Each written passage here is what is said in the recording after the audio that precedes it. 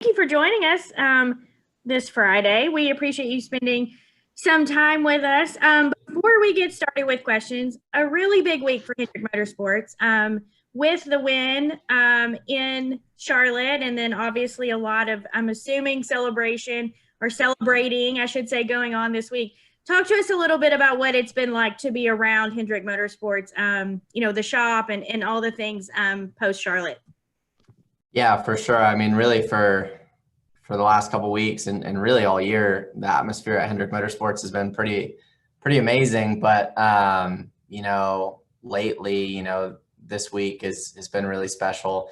Obviously, Sunday night was special, getting all of us together in Victory Lane and getting some photos and all that was really cool. So to see Mr. H finally get to be number one on the all-time wins list was really special, and just really glad to have been a small part of it. All right, and we'll now go to questions. If you have a question, friendly reminder, just raise your hand within the Zoom platform, and we're going to take our first question from Chris Estrada. Go ahead, Chris. Thank you, Alex. Thanks for joining us. Your crew chief mentioned yesterday that the 48 team didn't feel all that great with finishing fifth last week. I believe his words were, quote, being the fourth guy at the company crossing the finish line. So with Hendrick Motorsports as strong as it is across the board right now, how much of an intra-team competition is there? And if it is there, how do you balance wanting the company to do well as a whole and wanting to assert the 48 as the top team in that stable? Yeah, I mean, I think, your teammates are kind of your benchmark sometimes, and you always want to beat those guys. You see that in really any type of motorsports. It's really, the only sport where you're going directly against your teammates sometimes. So always want to run the best we can and beat everybody, right? So, yeah, I mean, I think Charlotte was a struggle for us. I was shocked we were in fifth. We really struggled with our race car, but it's great to see the entire company be so strong. I know we were pushing extremely hard to try to be 1, 2, 3, 4 for Charlotte. That would have been really special to kind of add to that night, but William and I came up one spot short. So no, it's been really good. I think the inter-team competition is really friendly, especially at this point in the year, and it's only pushing us all to be better. It's not like a tearing each other down competition. It's like we're racing each other for wins, and we're the four teams are definitely pushing each other to get faster and faster. And just as a follow-up, being on a road course, pit road is going to have an impact on the outcome, and your team is averaging, has the best average on 4-tire styles right now in the Cup Series. I'm assuming you've got confidence at whatever track, knowing how good your pit crew has been, but how much more confidence do you have coming to Sonoma, coming to a road course, knowing you have that in your pocket, ready to help? Yeah, going to a road course, I'm going to need the fastest pit crew on pit road to make up for my lack of road course skills. So it's great to have them. They've been so strong all year. Strategy is really key at Sonoma. There's a big balance between, stage points and trying to finish the race the strongest you can. So just trying to balance that and being a good shot to try to go win that thing. I feel like, that's probably the last time we were there. We were really fast in practice. I drove off the racetrack second round of qualifying and kind of ended up 12th. And then in the race, we had a power steering failure. So I'm excited to get back there because I feel like that's a road course that I can be really fast at and try to get HMS another win. Thank you. Yep. Okay, our next question will come from Woody Kane. Go ahead, Woody. Hey, Alex, appreciate your time. Wanted to look ahead a week to the All-Star race. Just tell me what your thoughts are about it being in Texas. Now the third year it's been in a different spot after, circumstances kind of dictated it. And it looks like a long setup is not going to help you at all at Texas. So what do you think about the All-Star? Yeah, it's going to be interesting. To be honest with you, I'm so focused on Sonoma this week that I kind of had forgotten about it until you said that. So, going for a big payday there. we've been strong there in the past, but I guess the rules are a little bit different for that deal. And yeah, I mean, strategy is going to be key, trying to be out front. We all know how passing goes at that place. So just trying to play that the right way. And, we have a really fast pit crew. So, like I said, I haven't really looked at how the stages play out and everything, or the segments, but hopefully our pit crew gets us out first there at the end, and we can drive away from them. Thank you. Yep. Okay, our next question will come from Nate Ryan. Go ahead, Nate. Thanks, Amanda. Hey, Alex, this is the Sonoma will be the third of 7 road course races this season. So, and 2 of those I know are going to be, I think, new to you in Road America and the Indianapolis Motor Speedway road course. So, looking ahead from Sonoma forward, is there anything you could feel like you can learn this weekend that you can apply to any of the remaining road course races this season? Yeah, I think anytime we go to a road course, I'm trying to learn how to be a better road course racer. Honestly, like I feel like you look at our race cars, and at Hendrick Motorsports, I feel like we have some of the best road course cars in the garage. On the 48 side of things, I just need to continue to learn and improve. I don't have a road course background. I don't have a ton of experience. I really just ran the couple Xfinity races, and then when I got to Cup. So just trying to continue to improve and continue to get better at all of them, and build confidence to be able to attack these places. What's the toughest part about road course for you? Like braking, shifting, what's the toughest part? All of the above. I don't know. I feel like, some places, like I feel like the places that people haven't been, that they don't have the huge notebook at, like the first year we went to the Roval, we've been really fast there. But when we go to Watkins Glen or Sonoma, where these guys have been going for forever, it's hard to catch up. So just trying to really just be confident in attacking the racetrack. I feel like I get pretty worried about messing up and just trying to make it to the end and end up with a solid top 10. And we do that for the most part, but just confidence in attacking the racetrack. I know you got a guy, Jeff Gordon, who's a part of Hendrick, who's a master of road courses. Do you lean on him or anybody else for advice? Yeah, for sure. My first year at Hendrick, especially, I leaned on Jeff a lot. So, yeah, I mean, it's always changing, right? So the cars have changed a little bit, but Jeff was so good at these places. Chase is extraordinary at these places. I feel like, Kyle and William probably don't get the credit they deserve because they're both super good at road courses as well. So HMS has 3 really good road course racers and then me, but I'm doing my best to catch up. Does Chase give you any of his secrets? I think Chase doesn't think he has any secrets because I feel like it comes really naturally to him. So I'm extremely jealous that it comes as naturally to him as it does, because he is so good.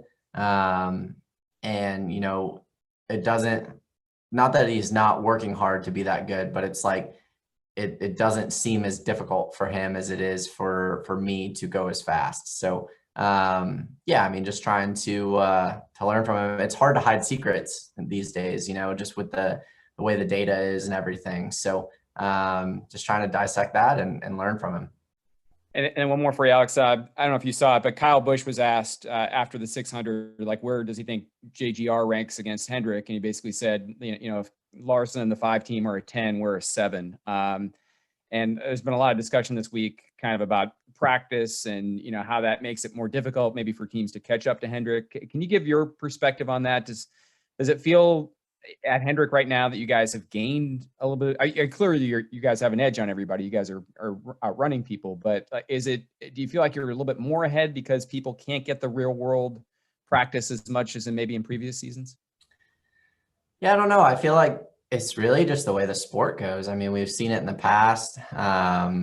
You've watched teams dominate. When I got to HMS in 2018, it was ugly for us for a while. So, it's great to be a part of. It's been a lot of fun. Yeah, I mean, I think we're the best we've ever been since I've been there. And that makes going to the racetrack fun. You know, you have a chance to win each and every week. But at the same time, it comes and goes, and you've got the best in the world trying to catch us. So we'll just have to wait and see how the season plays out. But it's been great to be a part of it so far this year. Great. Thanks, Alex. Yep. Okay, our next question will come from Anton. Go ahead, Anton. Thanks, Amanda. Good morning, Alex. So it's been 2 years since the latest Cup Series race at Sonoma. Do you expect the track to be any different from what it's been in 2019, and whether it will affect the setting up of the car or not? I think the biggest difference for us is just going back with the low downforce package. When we were there in 2019, the cars had the big splitter and the big spoiler and all that stuff. So going back without that, with less downforce on the car, it's going to change quite a bit. We haven't been to that track configuration with low downforce. So first time through the carousel without downforce and all that stuff. So just trying to predict how that's going to go. Obviously no practice, so hopefully we nail it right. But spent a lot of time in the simulator trying to get it dialed in, and hopefully we'll be solid. Thank you. Wishing you all the best for this weekend. Thanks. Okay, our next question will come from Jeff with Empire Sports. Go ahead, Jeff. Thanks, Amanda. Hey, Alex. Thank you for joining us today. Always good to talk to you. So to bounce off of Anton's question a little bit, has there been any special preparation for Sonoma this week? Has there been more, say, time in the simulator? Have you looked at film from prior years? So has there been any extra preparation considering you haven't taken to the track at Sonoma in 2 years? I wouldn't say extra.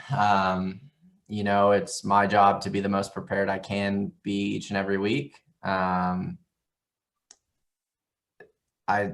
I feel like the team does the same thing. You know, they're 10/10s trying to be extremely prepared every week. So yes, I've been in the simulator a lot. Yes, I've watched a lot of film, you know, all that stuff, but we do that every week. You know, it's the same everywhere we go. We don't leave any stone unturned, you know, just trying to figure everything out and be as prepared as we can be. So a lot of hard work, but that's kind of the norm at HMS. For sure. And the other thing I want to ask concerning the recent HMS dominance, you guys are doing this in an era still where there, again, is minimal practice and minimal qualifying, yet you guys are going out there and dominating these races out there, dominating the circuit. So how proud are you that despite the lack of full normalcy and preparation, that you guys as a team are doing this? Yeah, I'm extremely proud of everybody at HMS from top to bottom. You know, everybody's worked really hard and had a couple rough years. Last year ended really strong, and then to be able to fire off this year like this has been incredible. So just proud of everybody from chassis shop, fab shop, engine shop, guys that sweep the floors, like everybody, you know, everybody's giving it their all, and it's paying off. It's cool to see, and just proud of everybody in the organization. Appreciate your time and insight. Thanks so much. Thanks. Okay, we're going to take our next question here from Alex Andrea. Go ahead, Alex. Hey, Alex, I just thought of this actually, but so yesterday the GM and Chevy kind of broke ground on this new Charlotte Technical Center and said that they're going to have 3 in-loop simulators starting when it opens next year. How many do you guys have right now that you're using with Chevy? We just have one. So yeah, the added simulators are definitely going to help us. You know, I mean, being closer, having more, not having, you know, right now it's a big balance between all the Chevy teams to get time in there. So you know, having more opportunities to be in there more, I think is a big gain. You know, being closer to us is a gain. So excited for that. You know, I think it's great. It's awesome what Chevrolet is doing and their commitment to the sport. Obviously, they're a huge piece of why HMS has been so strong lately. So all the Chevy teams are working extremely well together, and to have that kind of backing and support from Chevrolet is awesome. And how do you kind of divide time right now when you're using the simulators? Like, do you have to book time with certain teams and drivers, or?